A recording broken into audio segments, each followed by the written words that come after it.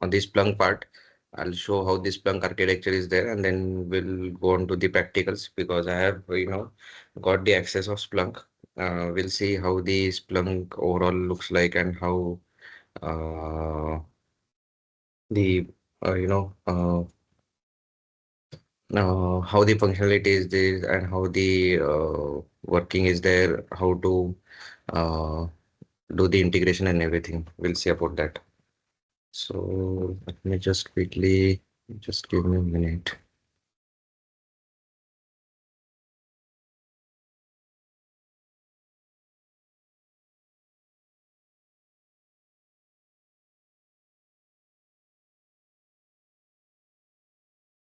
Right. The dashboard as well.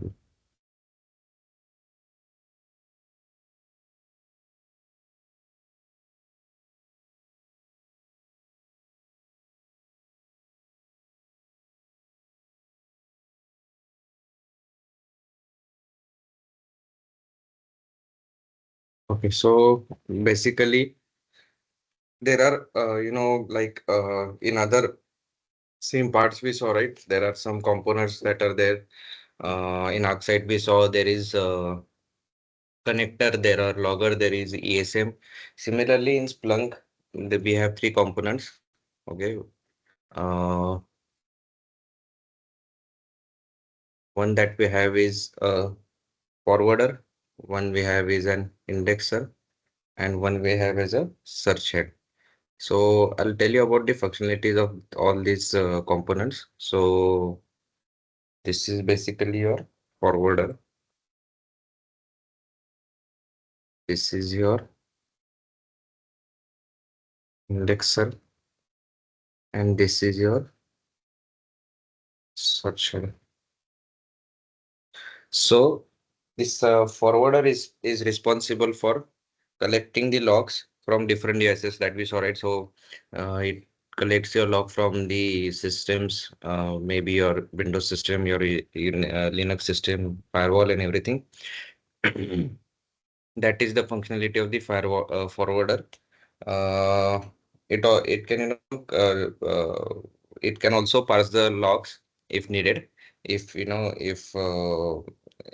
it is assigned a task to forwarder, it can also parse the logs, and then it will forward it to the collector. Now collector will collect the like indexer can also collect the logs from the directly from the end devices. So let's say if there is a firewall which is sending logs, so instead of forwarder, it can also give address of the indexer, and indexer can also then pass the logs. But however, there are some devices on which forwarder itself only will work. You can't apply indexer for everything. So you can understand that basically forwarder will collect the logs, parse it, and send it either, or it can directly also pass the logs without parsing. Indexer can parse the logs, and it will basically store the logs on on the disk, or it will what I can say. Uh, it will for for archival of data, it can also pass it for the long duration to the storage devices and everything. So all this functionality is done by the indexer. And searched is basically where you will have the uh, visualization of all the, if you want to search the logs, if you want to monitor the alerts, if you want to create dashboards and everything, if you want to create and run the what we can say, the reports, or or alerts and everything that you want to monitor, that is there on the searched. So searched is basically where your visualization is present, and you can basically the interface GUI function of this Splunk. So now tell you about the devices. So let's say this is a network device, okay, and this is your servers. Server is there.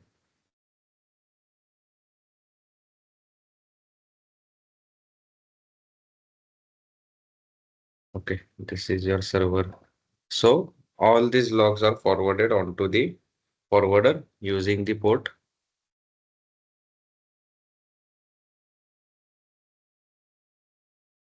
997. Okay.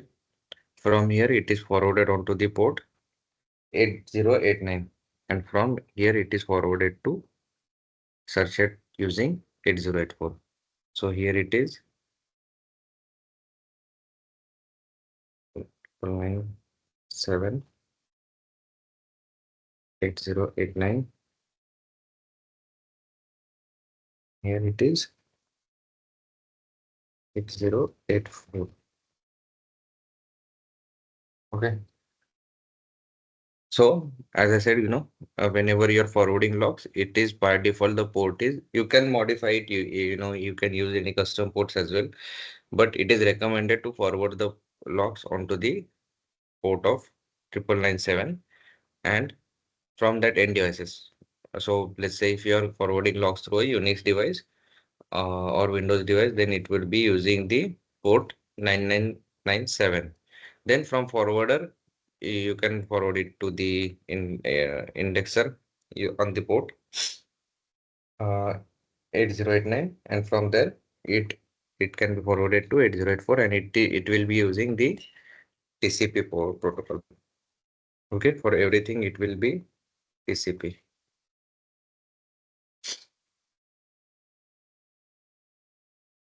Okay.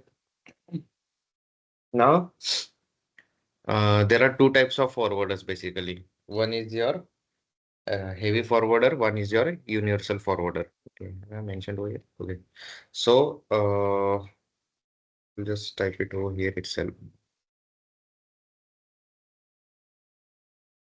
So, heavy forwarder and universal forwarder.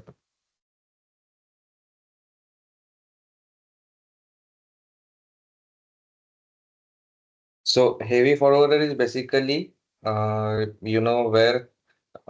it is installed on a server and it will collect logs using the push and pull mechanism, and it can also parse the event. So basically, there will be one server.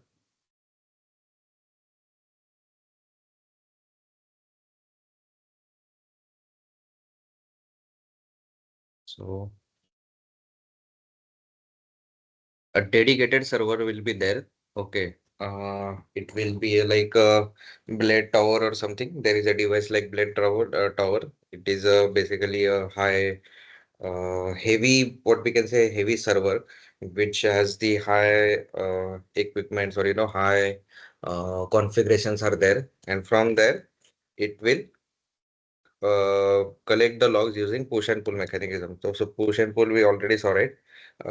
In Windows it does the pull mechanism, and for others it uses the push mechanism. So just a quick,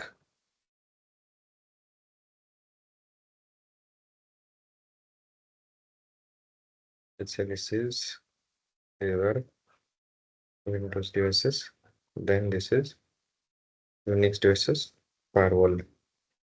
Okay.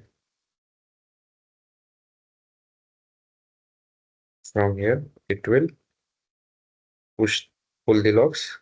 From here it will push the logs. Okay. And from here it will send it to the indexer.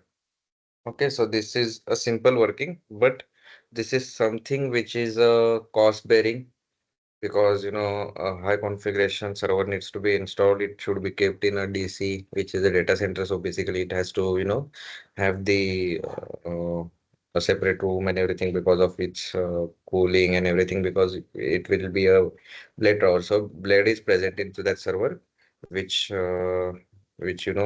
basically uh, it is present to cool down that server and everything. So to make this high functional server onto the into for working, for making it work, it should be kept in DC and everything, but it is what we can say, it will also perform the functionality of parsing as well.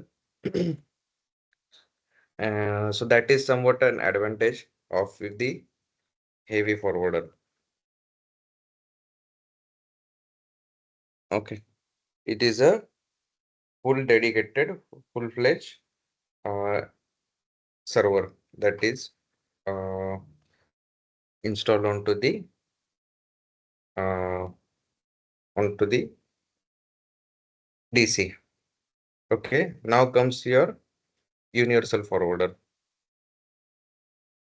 So universal forwarder is directly installed on the end devices. It is basically useful when you want to have it on your Windows machine or any other Linux machine or uh, any customized OS is there. For that, usually it is used.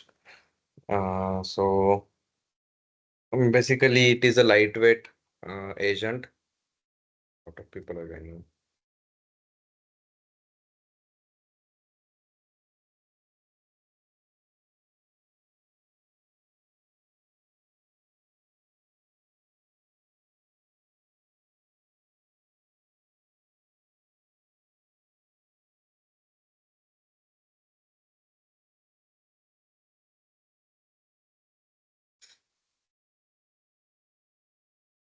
Okay.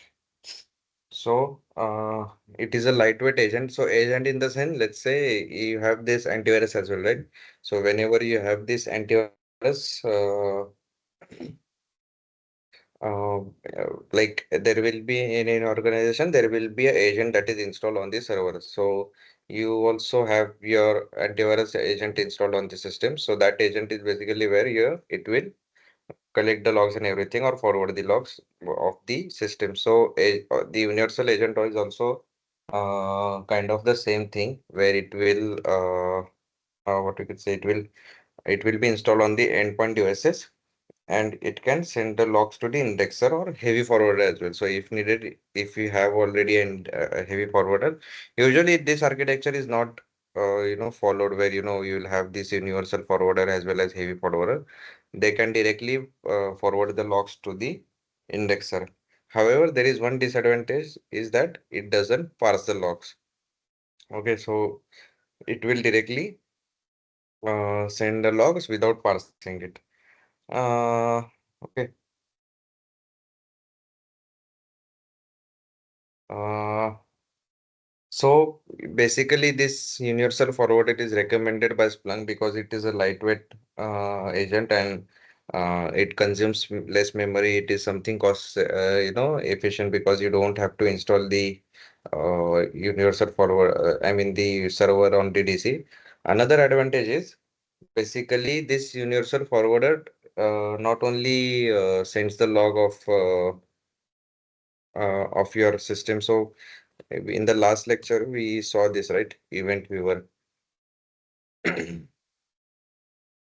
So in event viewer, basically the basic, uh, what we can say, uh, the basic logs uh, that are fetched are application, security, and system. These three logs are fetched on the SIM solution, but universal forwarder will also somewhat take other logs as well.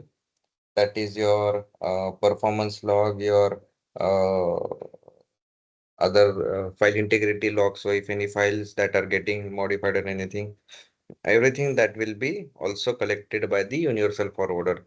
So somewhat universal forwarder has this advantage over the uh, heavy forwarder. So universal forwarder basically will collect performance logs as well as other file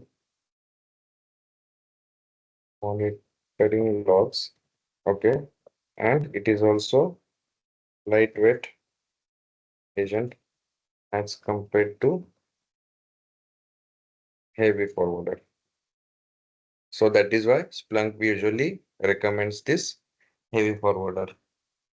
Okay.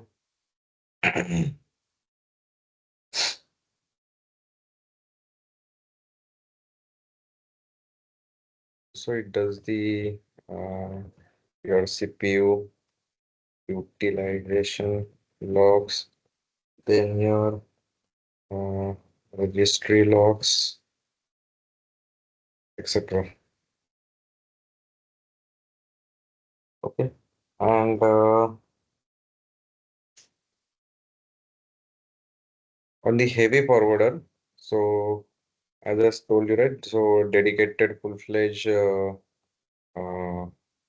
server is there.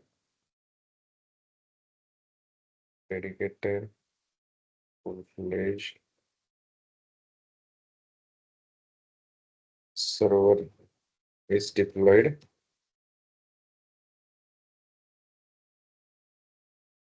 and it will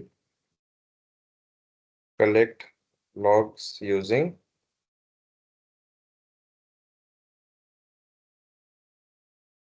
push and pull mechanism. Over here, since it is a just a agent that is deployed, usually it will be only uh, pull method. Okay. So the difference that I'm telling, what are the major differences? So it usually works only on sorry, push method. So it will only push the logs onto the indexer. Okay, and over here it will pull the logs, also push. So it does both the functionality, pushing and pulling. Okay. Uh, the Linux servers or the firewalls and everything, they will push the logs, and here it will be uh, only the and the other Windows and maybe some databases or any other maybe WAF or anything that will be using the pull mechanism, and and pulling is basically done using some script. So there will be a script that is deployed onto the server, which will basically uh, pull the log. So and I'll give you another example. So let's say there is some Radware WAF that needs to be integrated. Okay, now here is your uh, server, universal, sorry, this one, heavy forwarder, and I want to maybe integrate a WAF. Now, what happens is basically this WAF is, let's say, deployed on cloud, okay, on your AWS, and it basically stores the log onto maybe your S3 bucket or onto your some server. Now, what I want to do is uh, I need to have a script which will pull the log, store it on the server itself, and then forward it to the indexer.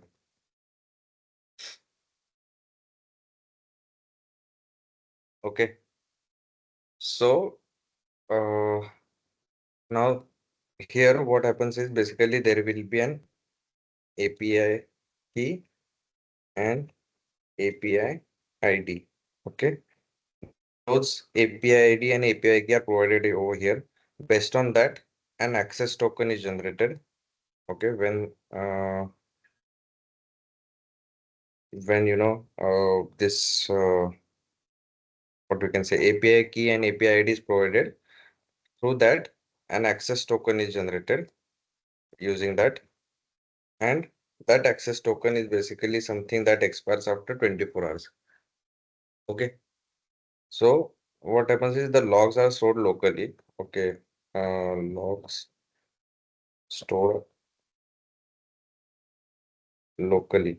So locally in the sense, what happens is basically, let's say if any log comes, and the log is for the event of SQL injection. So there is something that an SQL injection has been detected by, or blocked by the WAF, and that log will be stored on some internally on the WAF itself, but it will be for very small duration or very small size. So once that size gets full, it gets washed out. So now what happens is basically this heavy forwarder, okay, it will run a script over here which will pull the logs from this logs that are stored locally, and it will do it using the API key and API ID. and through which the access token is generated. Now there are two scripts, okay? One is for the access token. So since access token is, basically it expires after 24 hours. So it gets, its functionality is to regenerate that access token after 24 hours, first thing. Second thing, there will be another script uh, that will, what we can say, pull the logs from here, and that you have to add it into the task scheduler. So you have this task scheduler right over here. Task manager is there, task scheduler.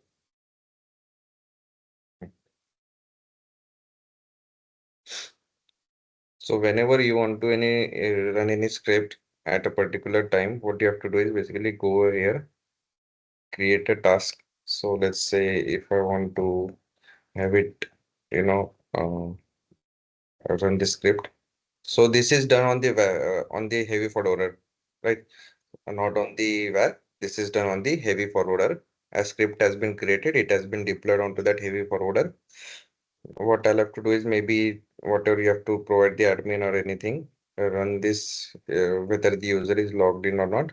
Do not store password. Okay. Then what you have to do is go to trigger. Whenever you add that trigger, new, and then over here you have to decide the schedule. Do you want it only one time, or let's say if you want any script to be run at a particular time only for one time, then you can mention over here.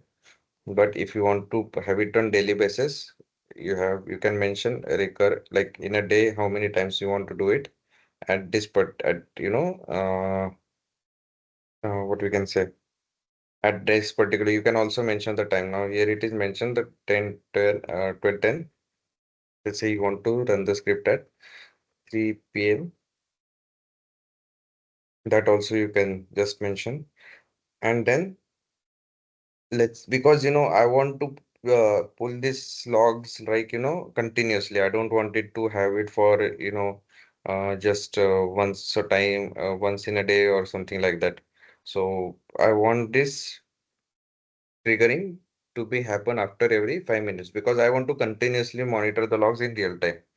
So I'll check this option of repeat the task for every 5 minutes, and then I will just enable it. Okay. Then the action will be, I'll have to then provide the script. I don't have that script right now, but I'll just have to browse it and share the script. Okay. And it will start out. So action is basically providing that script and then mentioning what to do. It should just start the program. Start the program in the sense execute that script. And then what are the conditions that you want to have? If no, you can just go to setting as well. Start a new instance in parallel. Keep everything as it is. If you can stop this task if you say that there is some issue and you want to stop it, then just you can mention it maybe one day. After one day, if the if it is not running, then you can just stop the task, and that's it. You have to just click on OK and it will create a task for you. So basically, this is also how, apart from that, we saw where, the Windows devices, right? How we create a domain and everything. And so basically over here, like what we saw last time. So what we need over here is basically the username and the password of some domain user account that is created for pulling the logs for SIM. And then through that, you also want to have the connectivity and everything. So connectivity will be there throughout any integration. So for any integration, you will need connectivity. So that is there by default. But apart from that, what we need are basically this username, password. Then we also need the services to be running of RPC and everything. So this is what we saw for Windows, but this is also another method to pull the logs using a script.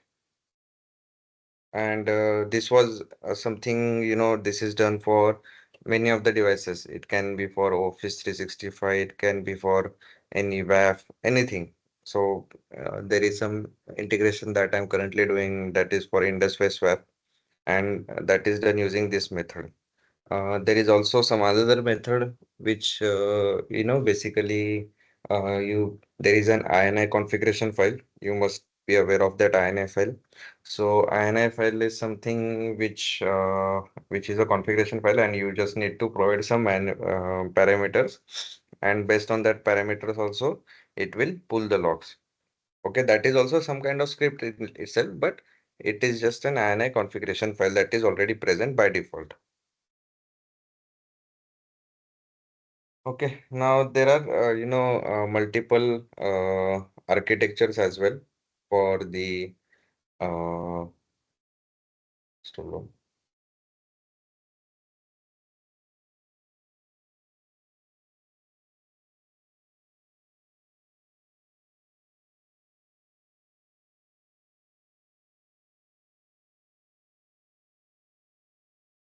Okay. So there are what we saw was in the starting of the lecture, what we saw was a single instance architecture or distributed architecture. Sorry, that was a distributed architecture. There is also something which is called as single instance that we saw where all the components are configured on the same server. So that is something that we will probably see because we don't have that much of bandwidth and we don't need that one as well. We just need to see how the Splunk works. So as I said, on the same server in the sense uh,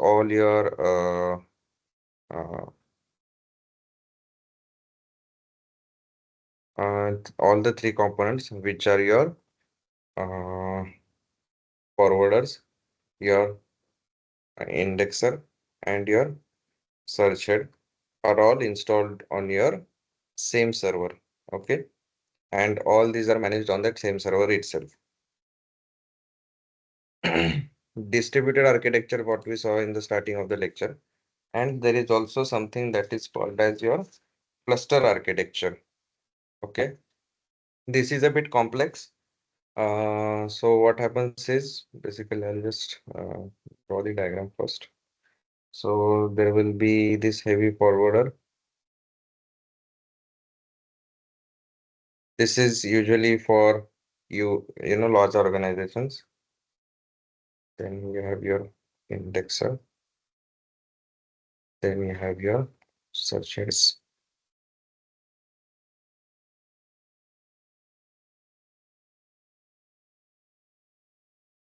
Your indexer, search.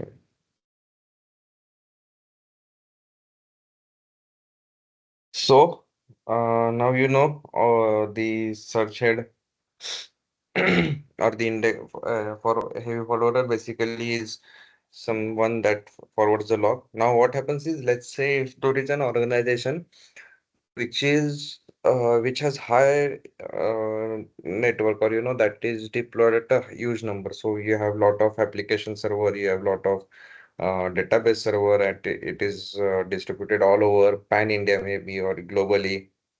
In that case, what will happen? Basically, you can't just rely on just one heavy forwarder. You will have to have it on the cluster or multiple heavy forwarder, because it may happen that one heavy forwarder or one forwarder won't be able to handle all the load. So maybe 100, I'm just giving random number. This is also a small number. So 100 devices will be sent over here, 200 devices will be sent over here, and maybe some 50 devices will be sent over here. So this is how the deployment then works. Okay. Now, in that case, so what happens is basically now uh, this also provides some kind of high availability. Uh, the one concept that I told you yesterday, right?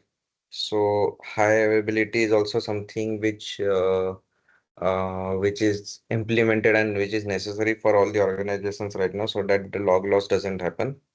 So let's say the logs are forwarded. Now, the thing over here is the heavy forwarder will not only forward it to one indexer, but it will forward it to all the indexer. Okay.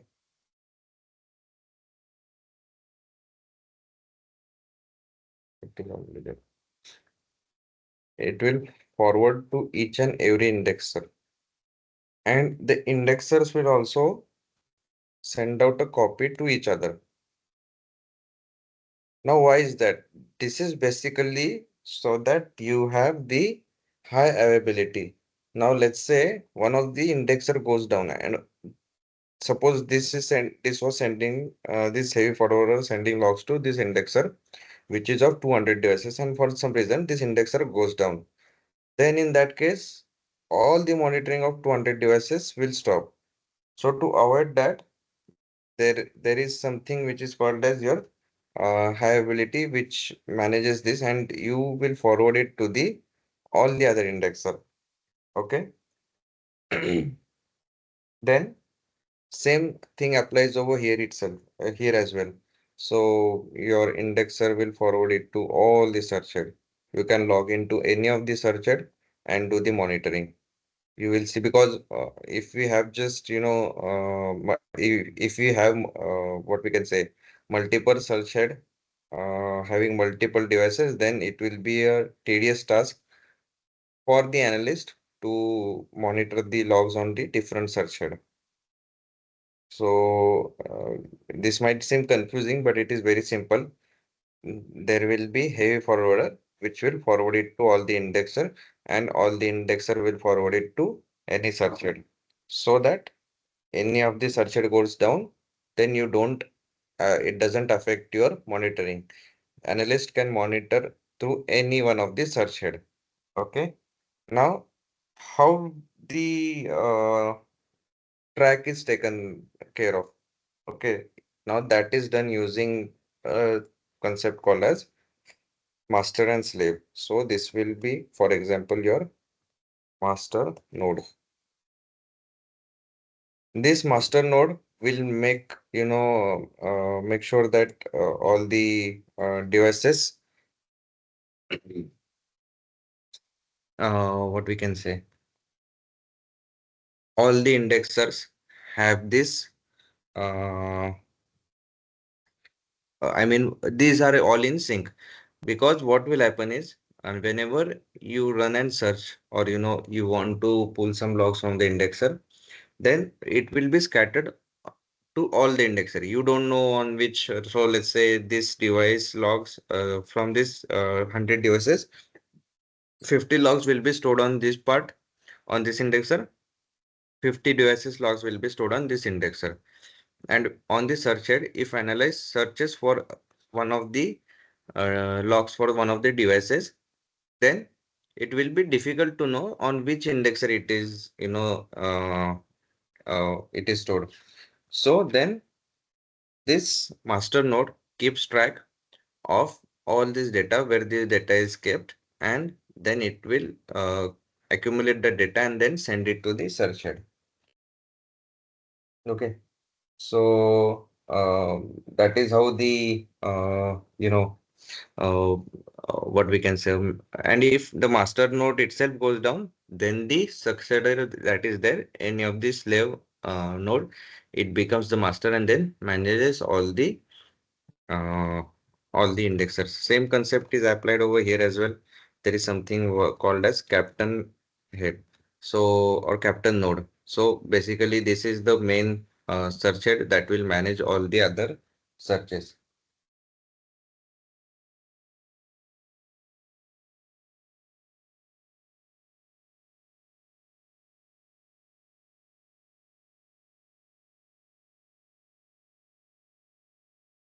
Also, one more thing, forgot to mention this one, right? This is the one which we saw as, it will store the data. It will also transfer the data. Now, there is another thing, that is that what happens is replication of data.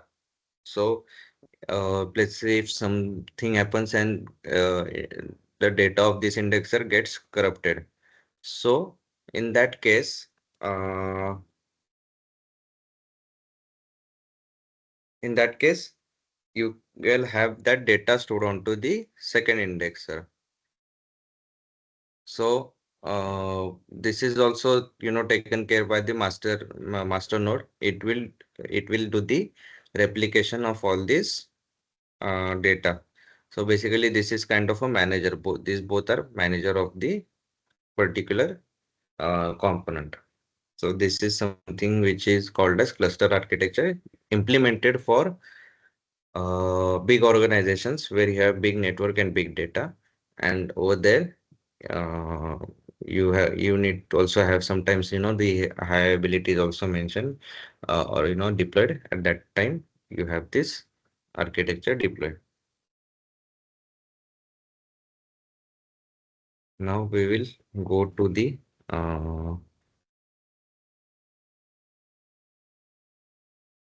UI of this. So this is basically the UI of uh, Splunk.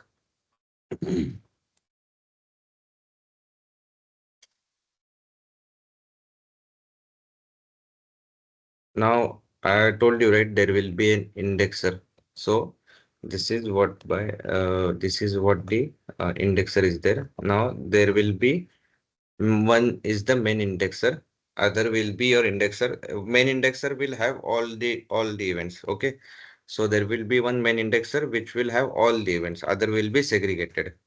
Now, right now I have given this as audit indexer, and this audit will have all these logs that are present. Before that, we'll also see one thing, that is your integration. Now, this is your universal forwarder. You can download the forwarder maybe through here, or there is some this one as well. You download. You can just probably go to the uh, from here. You can just, it is free. You can download that indexer. I've already downloaded. Is it yeah, this is the, so this is a simple integration that we are seeing over here, but there is some other, when you're working into the organization, there are some other uh, what we can say, other issues, or other prerequisites that are there that is required. This is a simple integration that we are seeing. So I'll check box this. This is a Splunk cloud instance that we are seeing. I will do the next. It is SC admin.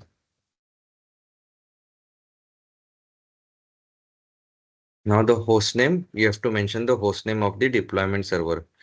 So you can see, if you intend to use a Splunk deployment server to configure Universal, please specify the host and IP. Default is, I told you, right, default is 8089. This is optional step. However, Universal Forwarder either needs a deployment server or a receiving indexer to do so. Now we don't have in deployment server. We can just keep this. Or let's try to mention the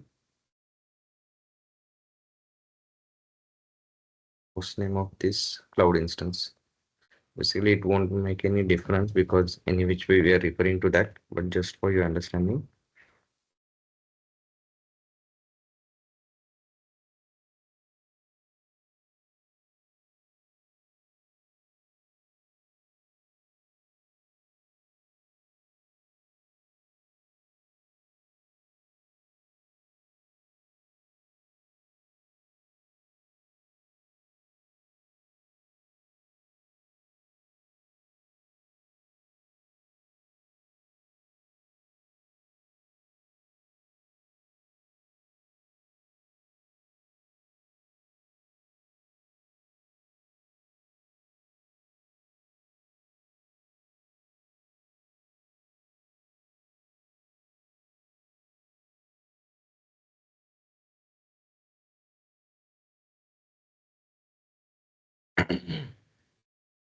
Once you finish, you have installed this Universal Forwarder.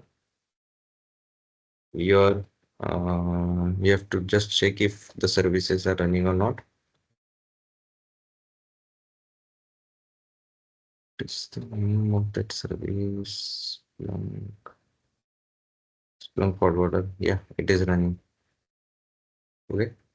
So it will start, sending out the logs to the to this basically Splunk. This is what you called as search head. This is your search head. Why? Because this is something where you can do the searching. Now let's say I'm looking for something like, okay, this is my indexer and I have to run the query over here, and user is equal to this one I'm trying to do, right? Okay, this one I'll search this one, I'll copy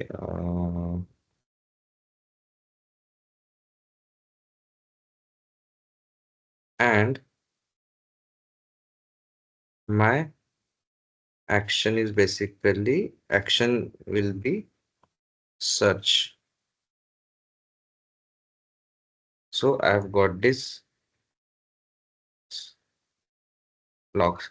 So this is basically a local logs. Okay, and we are just trying to see some examples, and trying to get the idea of that.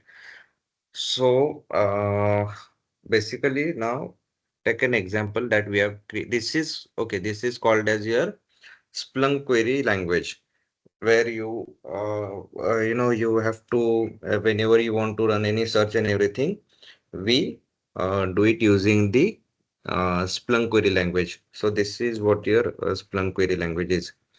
You have to mention and or or if you want to have this change into, or you can have it, or there are other what we can say, expressions as well. So yeah, so this is how you create the query. And here we are taking local example of local audit logs. This is the logs of this particular Splunk device, or the Splunk searcher and everything. But let's say, as we saw in the last example, right? Now I want to have something where a particular user's login failure happens for multiple times, and I want to create a use case for that, or I want to see uh, do we have this login information?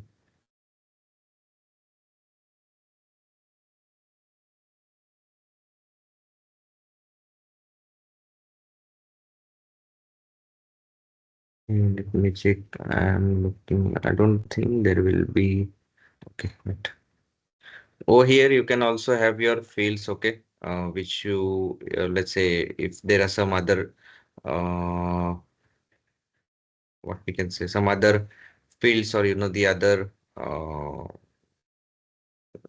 what we can other events that you want to see, that is also you can refer over here. Okay. Now I don't have that right now, which I'm looking for. So, but let's say over here I am just mentioning as user, and if I mention uh, login equal to, maybe I'm not sure this will work because we don't have that data right now.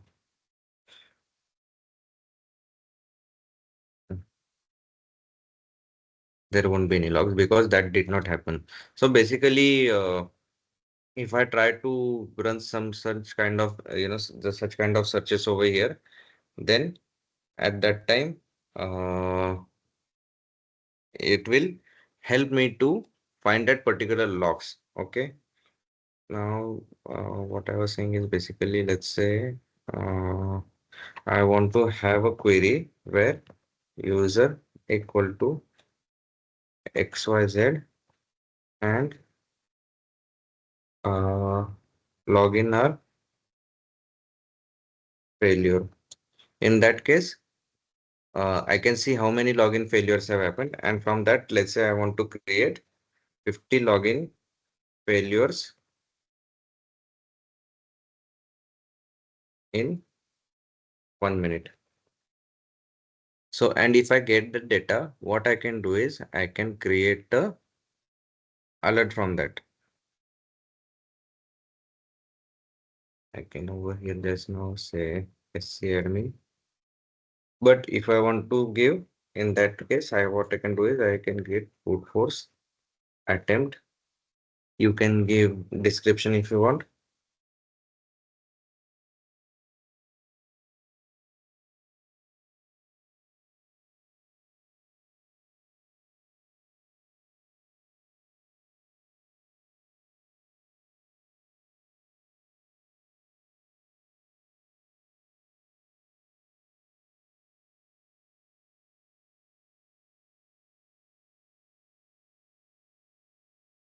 Okay, you can have this shared in app and everything. Again, over here, usually we have two types. Now, this is something which is, free trial that we are using, and this is not a proper deployment.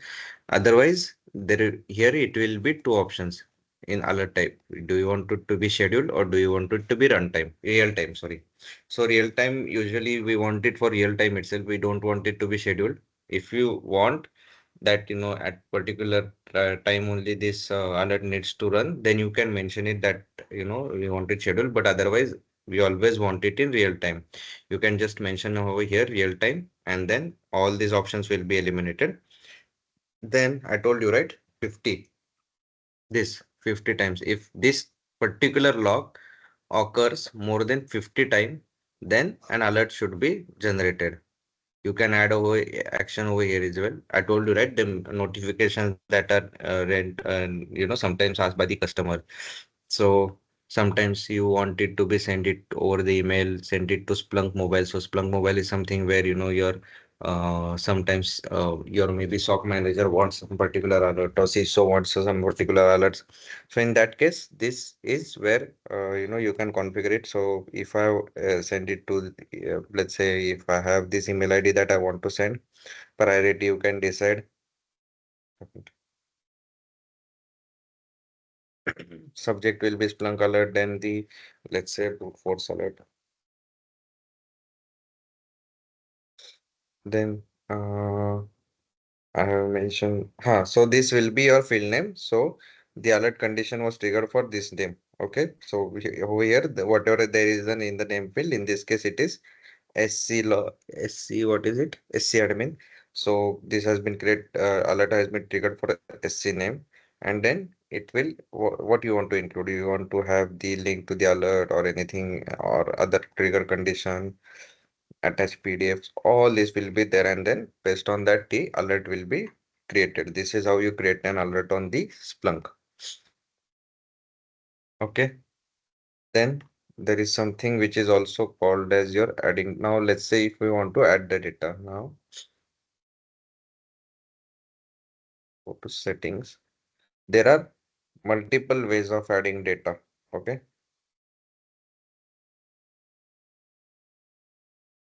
over here you have this popular onboarding of devices data sources. There are over here right now. Which one is that selected? Okay. These are already there. Okay, if I want to configure anything which is called as your Splunk. Okay, now this is your semantic endpoint protection. So let's say if any I want to integrate Symantec get Symantec endpoint protection, that is Symantec antivirus. Then there is only one collection method, that is forward data to Splunk indexer. Okay, that is on your Splunk endpoint manager or your Splunk endpoint server. You will have the option of forwarding the data onto the on this particular server or onto the particular indexer. Through that, it is taken into your search head on everything. Then we have this three architecture, right? I told you, right? So single instance where everything is deployed on one environment. See, I told you, right? Just one server is there, and on that one server, everything is there. Distributed. Uh, so there will be some there will be indexer, then there will be this cluster of indexers, and then there will be send it to the searcher. Anyone else is joining right now?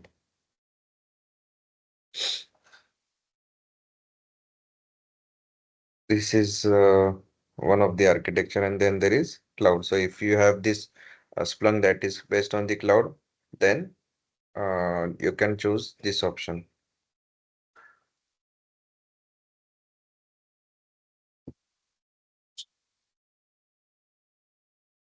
And this will be our last validation where you want to. Now this is by default. Again, this is something which is we are using as a maybe what we can say trial version and everything, and it is not on-prem and real environment. So this is we are not getting any options. Otherwise, we do have lot of options that are present, so that we can probably check and add additional checks and verify everything. So that is there. But then once your integration is done, it gives you an option that basically this is a by default query, and on based on that query, you can just try to search on it. Now again, we don't have this endpoint, semantic endpoint integrated, so that is why you won't get any results. But usually this is how the integration works. Other method is, let's say, coming back to just for your own, analysis part. We can also see the other operating system as well. I guess, yeah, Windows event logs. This again, best practice for this one. Same thing, same information is there. Okay, so this is all the searching and reporting, and this is all what we can say. Once you're, I told you, right, it collects information about the CPU performance as well. It checks about the memory as well. You can see that free disk space. Then your update logs, your event log is basically these events. Okay, these are the events that it collects for. Once all this is done, then you can just check that query and then see if any logs are coming.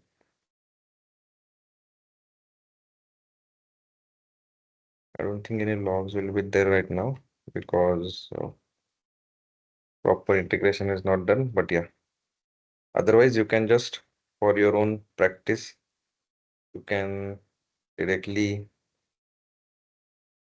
So I have downloaded one of the file, which is, I have not extracted it. Just a moment. Let me extract that.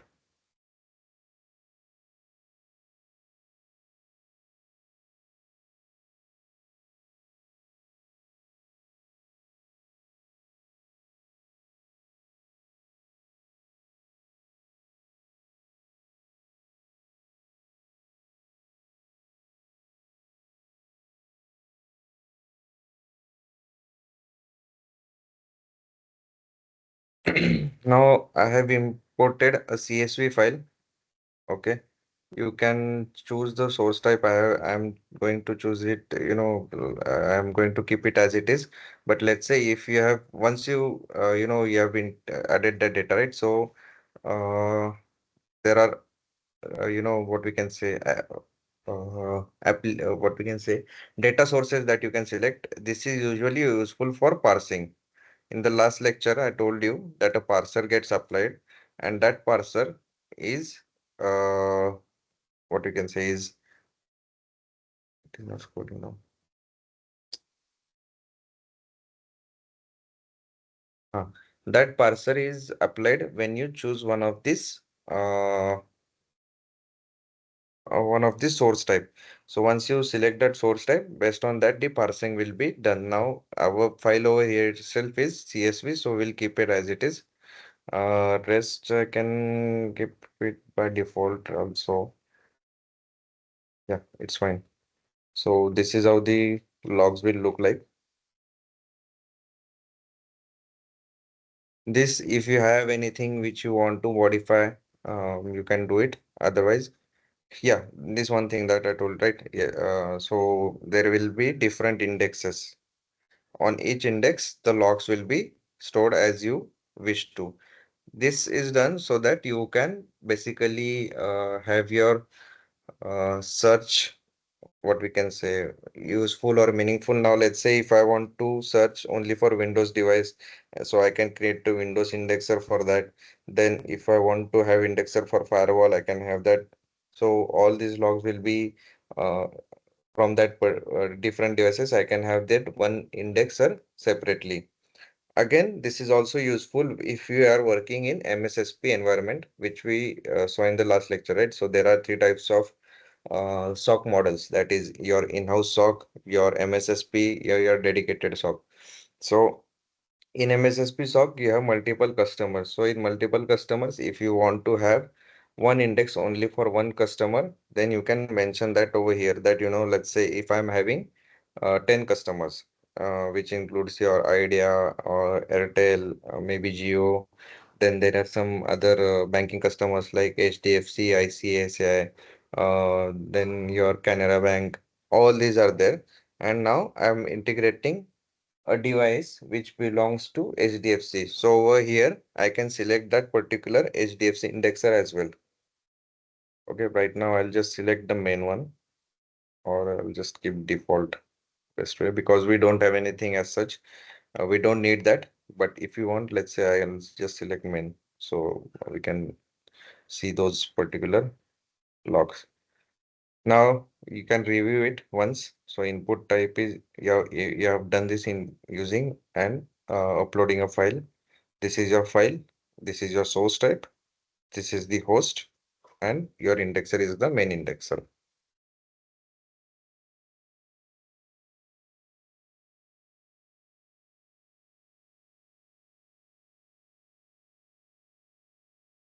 Now I'll start searching.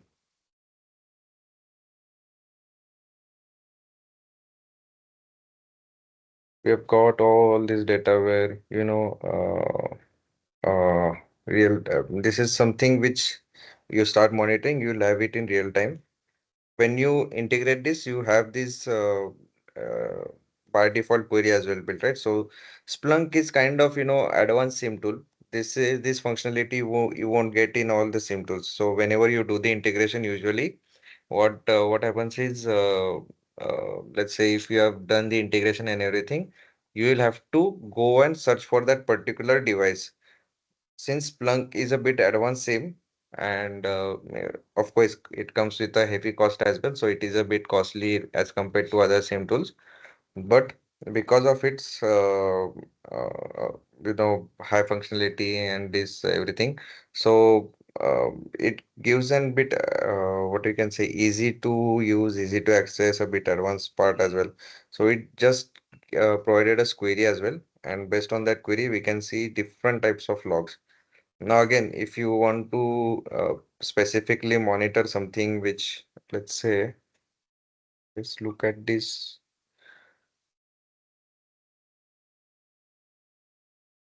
Okay, now I want to have something to where this is my I want to maybe monitor this price cost. Now don't look at it as this particular, because this is something which is for maybe used as what we can say uh, a data analysis tool as well. But now in this case, what I can say that I want to monitor some, as you know, user with heavy activities. So even though we are looking at it as data analytics tool over here, because we are just more, creating visuals of maybe high price and everything, but consider a user having a high number of login failures, or an IP which is sending lot of HTTPS traffic or maybe SSH traffic, and we want to create a visualization of that.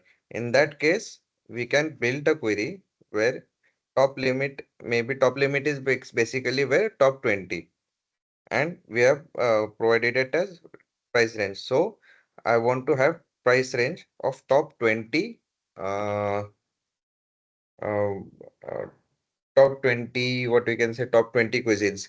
Now here again, what I'm saying is this is basically your data analytics tool based on the data that we have from Zomato, what we have that Zomato sheet. But consider this as a part of cybersecurity, that you are working on cybersecurity and you have seeing some real-time logs. And that time you want to monitor top 10 uh, IP addresses that are sending heavy traffic. So over here you can just mention over here also, yes, you can see this command history. Now we don't have this data, but this is how you basically provide it. Top 20, 10 URL IP. So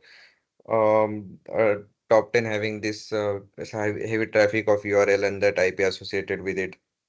So all this data will be displayed over here, and this is how your visualization works. You can have it on your display. You can just export it, or you can just share it with you, and then you can save it as your new dashboard. Once you, let's say, if you have this dashboard and you want to monitor it, then mention it as price dashboard. Description, if you want, you can give it. Otherwise, whenever you provide it as private, it will be visible only to you. So if you want to have it only for you or yourself, then you can mention it as for your private use. Otherwise, you can if you want it for everyone to see it, you can choose the shared in app. There are some multiple options as well that you can mention. You usually choose it classic. But if you want it as bar chart or statistical table, that you can also mention. Then save to dashboard. If you go to dashboards, you can see that dashboard. Now, this is not something that is in real time. Otherwise, this whenever there is in the real time, it will fluctuate. Whichever is the highest part, it will show. Okay, coming back to the search queries there. Okay, search history. Okay, let's select this.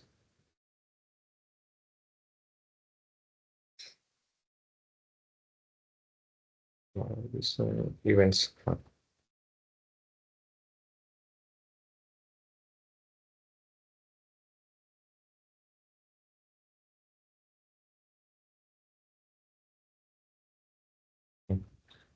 Okay. Similarly, there are some other events as well. So basically, you can just do this log analysis. If you want to create any alert, so whenever you want to create any alert, what happens is you can't directly click create alert. So let's say if I have found or you have integrated Symantec endpoint tool into your SIEM, and now you want to create a rule where your action will be quarantined. So, for example, let's say you have integrated your Symantec AV, okay, and there are some files, okay, on Symantec AV where your now what happens is, let's say your antivirus basically is monitoring your antivirus or in your endpoints, and he says that basically that there are some files it monitors, and there are different actions based on that files. Now some files are cleaned, you know so that file gets cleaned from that virus. Other are basically deleted. Then there are some which are quarantined, and others are left alone. So no action is taken based on that. Now you have that rule. You already have a rule for for left alone. Now you want to create a rule for quarantine. So in that case, what you will do is basically you will mention that source as, let's say, the IP of that Symantec gateway is 192. So source IP over here will be your 192.168.5.2, and then from you will have to first search this. Okay, first will be your this will be your first search. After that, once you see the logs over here, you can see what kind of actions are there, and then what you can do is if you see any action over here now, the one that we saw right now, let's say, uh, over here, do we have no city? Okay. Now, let's say if I had over here, city is equal to New Delhi. So any traffic that is coming, uh, or otherwise, what you can say, any uh, prices or any traffic that comes and it has the field as New Delhi in the city field, then I want to see that traffic or I want to create an alert for that. So this is how you do it. So let's say in those fields, I see some action equal to uh,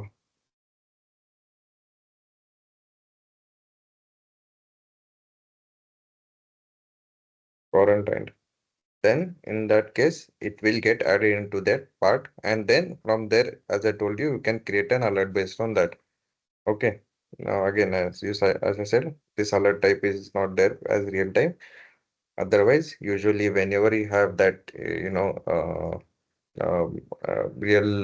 time Splunk that is deployed, then you have that option of real time. That is how you do it. Okay. Now, you can also have the reports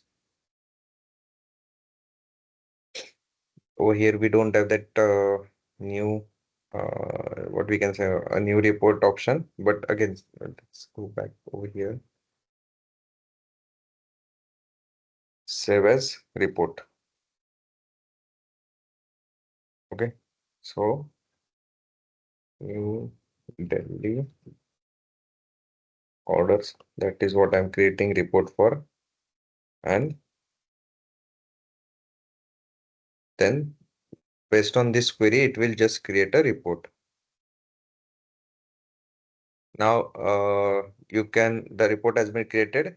It has given you option to have some additional settings that if you want. So let's say if you want to have permission schedule, you can have the schedule. Schedule is sometimes important for a report. Schedule report. Let's say I want to run it for every day and I want it to run in the night at 11 p.m. Time range will be in the last 24 hours. What is the data? Okay. Now over here, you can also select the time. Otherwise, if you're running on daily basis, then you can select 24 hours, right? But if you are running the report on weekly basis, then you can select in previous week or last 7 days. Over here, you have that last 7 days. You can also customize that, that what you can say this time and everything. So, yeah, this is how you can customize as well. But right now we'll select only on the last 24 hours. Schedule priority, it is default normal. Higher, highest you can select. Schedule window, you can select schedule window, but no need for here. Uh, Policy based is something where you can, if you want to hire allocate your resources on high performance or anything that this is basically where when your report is too heavy and you want to have that report run on priority, that time you give it a particular workload pull. Right now we don't need anything, so we'll just again the actions I told you, right? If you want to send as report to the email, you can easily do it to using over here. Again, this functionality is there in very few tools. ArcSight was one. Others I don't see much of this facility being there. Basically, also you will need a mail server and everything. That is a different thing. But at least uh, these few tools do provide us this facility. Okay, then you can just save this. Okay, now we have scheduled it for the. Okay, but at least see in this report. Can we run it now?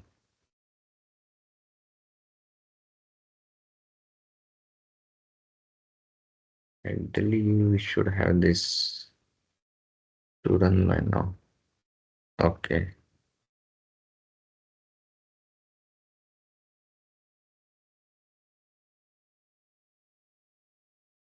Okay, fine. Fine, fine. So basically we have scheduled it at 11 p.m. at night. That is why it is showing as, first its first schedule is yet to run. Once it is run, it will pop up over here. Okay. Now coming back to the uh okay, one more thing. So basically, as I told you, right, we do lot of other integrations as well. Okay. Now Splunk has this option called apps. Whatever your integration is done, that is done through your apps. So let's say I'll take one of the security. It have any firewall in here?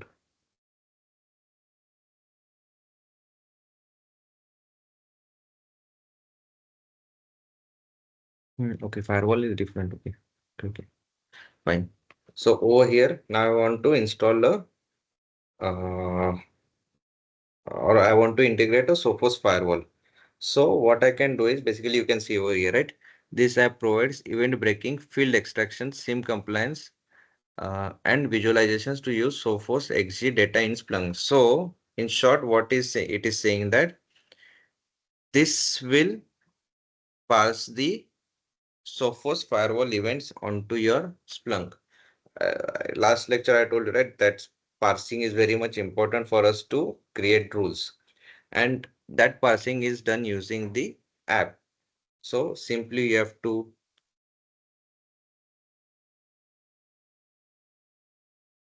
to just install that. I'm not sure which one is it asking.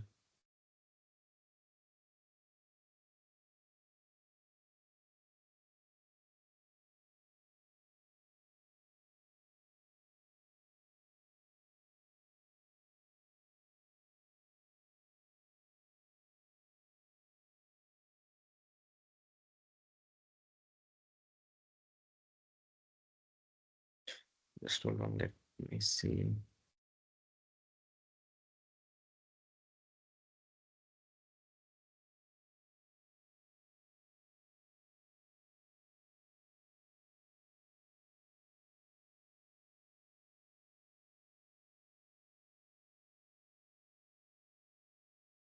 Okay,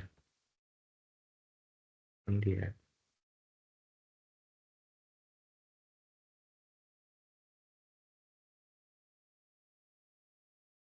Now, of course, we don't have anything as such of, the firewall integrated, but this is how the visualization looks like. This is how the app looks like. If you want to basically do the monitoring of that firewall events, you can easily do it from here. Over here, by default, they have given hey, traffic action. What are the traffic action? How many MB of data or per data it is there? So basically, we don't have that, but all this is by default present over here. So as I said, that is the reason that, this is something which is uh, advanced tool, or, this basically Splunk is why it is expensive tool, and many Indian client don't go for it is the reason because of its cost, but it is actually a very good tool and less, human efforts are required for this. Okay, I think we can have it this much itself for today, since you also have exam. So you guys have any doubt in this? No, sir. Okay, what I'll recommend you to guys to do is basically I'll hold on, I'll just show you this Splunk.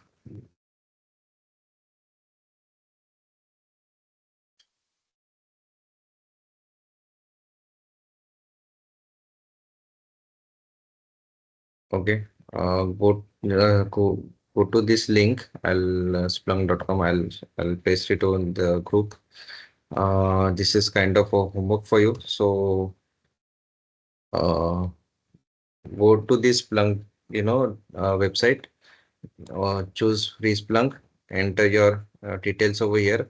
Uh, okay, and once you do that, create an account, and once you have created that account, just try to explore this. I've told you what all things are there, how you can input data, how you can create dashboards and everything. Just try to do it. We'll have one more revision next time. Maybe we don't have class tomorrow, but because of your exam, but try to do this until the next week once your exams are over. And just explore this. This is something which is basically will help you a lot in your interviews when you go out, because having this exposure on such a high-end tool is very important and very useful for you in the starting itself of your career. So just try to explore this tool, try to run this tool, and see if you have any questions. I'm expecting, that you will run this and you will have some questions. So we can probably try to answer that questions in the next lecture. So please do that and come up with your questions in the next lecture.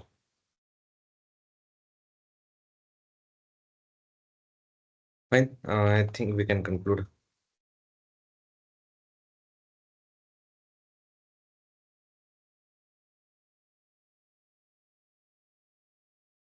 So Thank thank you, you sir. everyone. Yeah. Thank Bye. you, sir. Thank you, sir.